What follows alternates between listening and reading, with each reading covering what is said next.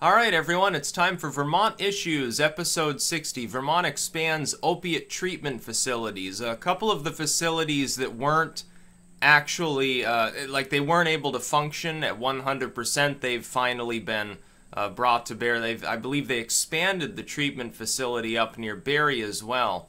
And so now Scott's come out, Governor Phil Scott and others, and said, well, now we can respond quickly to any crisis in any of the counties within the state. So that's good. I think my big concern here would be twofold.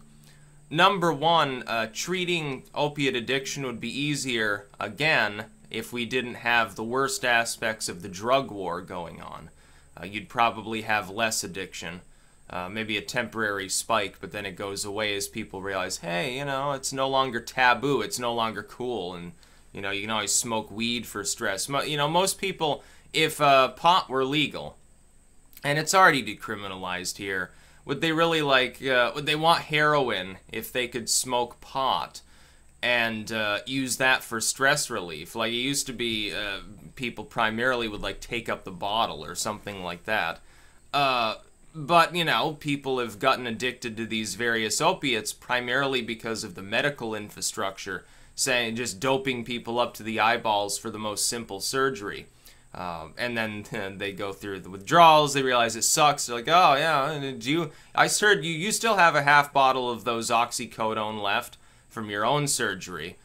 Here, I'll give you like $10, you give me the oxys, and then they, over time, they get addicted. They've had a problem as well with fentanyl. Entering the drug sort of availability, especially here within Rutland. I think they had a slew of overdoses. I think they had 4 or 5 in one day. And then this isn't the largest community in the country. I think they had like 4 or 5 in a single day. Not that long ago. I think that was last month, actually.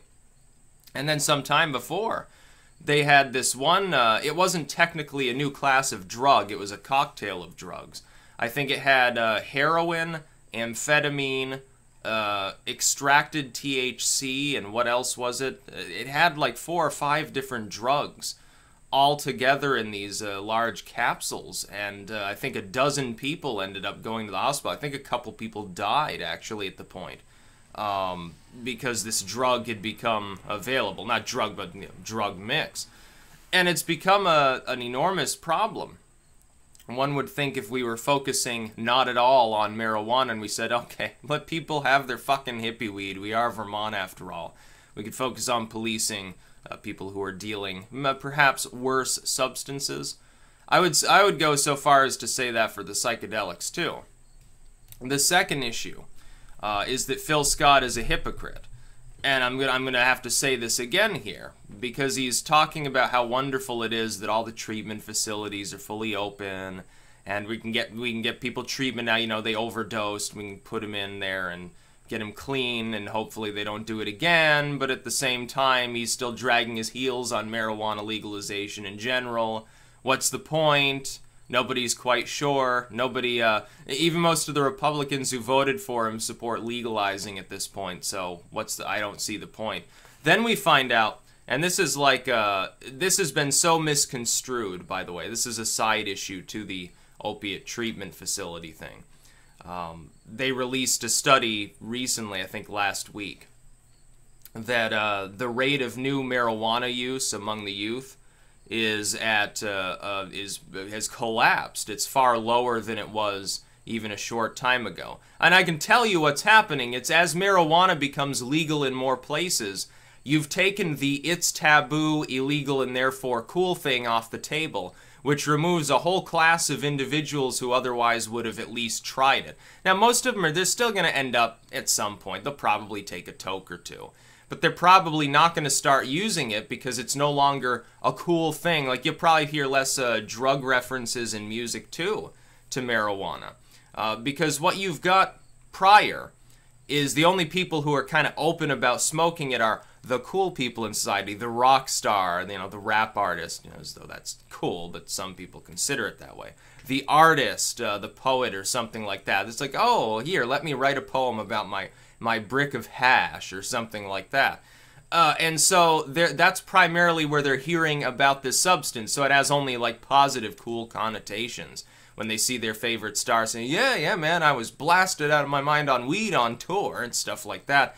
Now, though, they're seeing, like, the cancer patients smoke weed, and it's no longer cool enough to justify writing a rock song about the fact that you smoke it. Now they've moved on. Now it's like, oh, yeah, I pop Xanax all day or something like that. So it's a totally different situation. So why would somebody who's like in the under 18 demographic want to bother smoking weed? It's no longer cool because it's in many places now it's legal.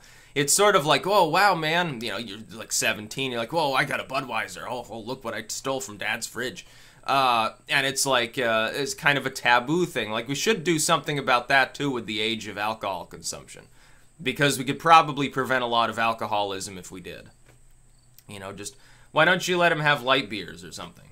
You know, say, you know, having a Bud Light is probably not going to kill somebody who's, you know, 15, 16 years old. I was actually 20 before I drank any alcohol. Yeah, 3 days before my 21st birthday, just as sort of a fuck you to the system, I guess. I, like, had a Mike's Lemonade, and it was shitty, because Mike's is shitty. But I did drink alcohol before my 21st birthday. Yeah. So, yeah, Phil Scott can ramble about that, too. Oh, you know, Styx is going to teach people how to drink alcohol before they're 21. Well, they should, you know, in most countries they do, and they don't have a problem with it. You know, we're the ones with the alcohol problem, too. We've got the alcohol problem, and we've got significant painkiller problems. We don't have a weed problem, because weed's never been a problem. It was always called a problem. It was always targeted as one. It was like public enemy #1, and it's just dumb. I don't understand what Phil Scott's doing with this. He knows better. He probably tried pot, too. Either that or he was one of those boring kids that never even saw drugs. Nobody wanted to show him because they knew he'd rat him out or something, like when he was in school. Yeah, but didn't he grow up in, like, the 70s or something? Like, I think he's not, like, elderly, but he's an older dude. Or the 80s. Like, he must have known it was going on at the time. That was back when it was even more cool to be a weed head, because it was in every song. Every rock song you heard, most of them, though, they also added, like, LSD, or, hey, man, look at my mescaline stash, or something awesome like that. But now it's off the table, so youth use of marijuana is going to fall, which is exactly what a lot of us predicted would happen, because a lot of people only are interested in trying it because it was cool, it was illegal. But it was illegal while also being widely known as the one drug that wasn't particularly harmful or particularly addictive.